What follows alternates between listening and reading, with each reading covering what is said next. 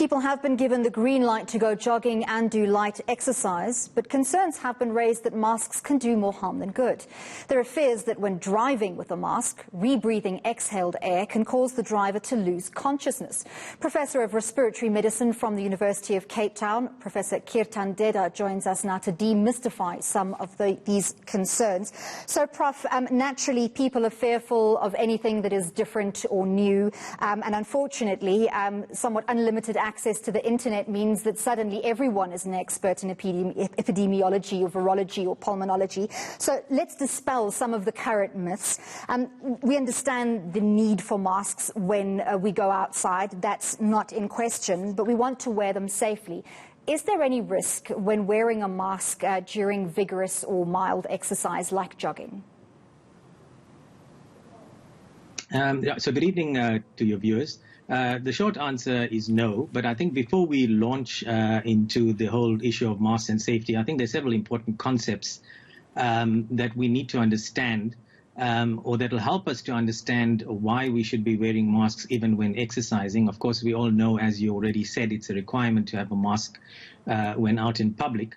But the first thing that I just want to highlight is the issue of transmission. So the virus causing COVID-19 is transmitted due to respiratory droplets or aerosols. The respiratory droplets are larger droplets which tend to fall around people, and hence the advice to have social distancing for people to stand about 2 meters apart. And then there are aerosols. These are particles less than 5 microns which may remain suspended in the air. And essentially what happens when you wear a mask, it prevents spread and fallout of these respiratory droplets or aerosols. The other important thing to bear in mind is symptoms. Obviously, if you have symptoms, as everyone will know, you shouldn't be out there walking. You should either be self-isolating or getting yourself tested. But the important point is that if you look at the burden of COVID-19, it's now emerging that about 50 to 60% of people are asymptomatic, so they don't have any symptoms, yet they can still transmit the virus. And then finally, there's this concept of plume or spill distance. I spoke about that a little bit, about standing roughly 2 meters apart. But of course, when you walk or you run or you're cycling, then you will have greater fallout behind you.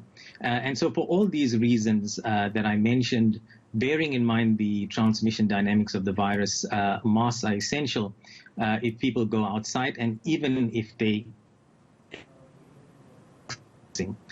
To the safety, I think they're generally safe when walking or running. If you're wearing a mask, even if you're walking or running, it does not cause oxygen deficiency, so it won't cause the oxygen level in your blood to drop.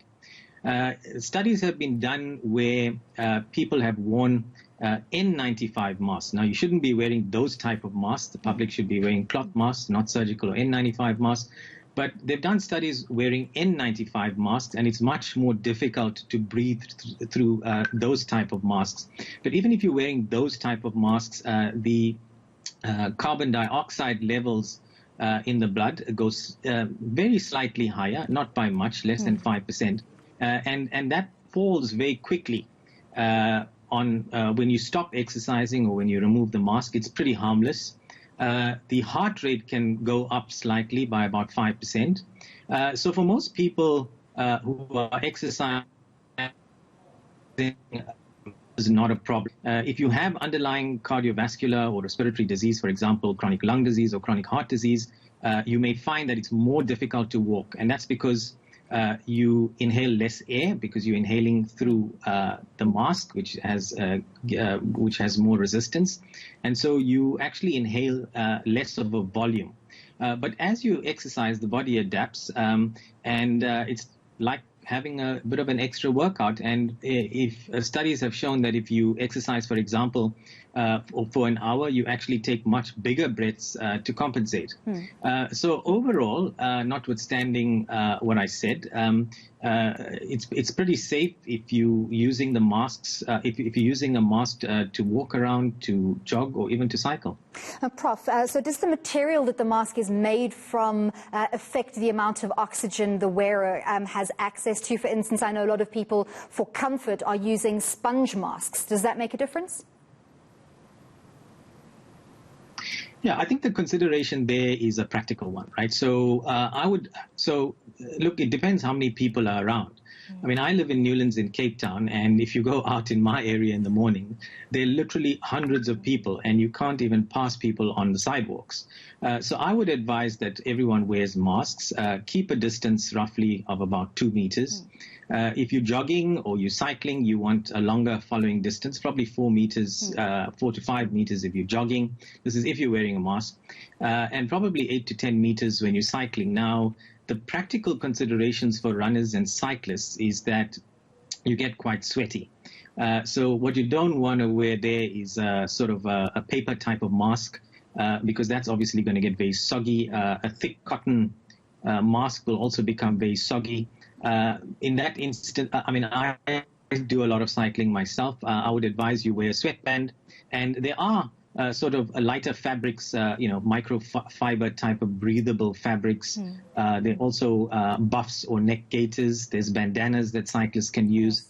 So there are lots of options. And if you're doing quite strenuous exercise, you may even want to carry an extra mask. And, if one gets wet and soggy, then you can just put it in a little plastic bag. And keep going. Great. Professor, last question to you, just so that we can dispel this last myth. There have also been some fears expressed on social media platforms for people who are wearing masks for long periods of time. For instance, drivers who are, delivery drivers, people who are working full days now under level 4 and might be required to wear their mask for 8 hours while they are out and about. Does that affect the level of oxygen or the safety for the wearer? Absolutely not. I think it's very safe to wear a mask for that period. As I said, the oxygen levels will not be affected. With normal activity, there shouldn't be a change in the carbon dioxide levels in the blood. There may be a very slight increase. That's really not a consideration, even when one is exercising.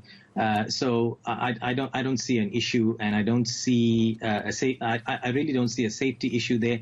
There have been these things passing around on WhatsApp saying that if you're wearing a mask and you're exercising, you might die. Those are untrue. Don't believe those. Absolutely. Thank you very much for that confirmation. That was Professor Kirtan Deda, Professor of Respiratory Medicine from the University of Cape Town. And there you have it. Absolutely nothing to worry about and no excuse for not wearing that mask when you're out in public.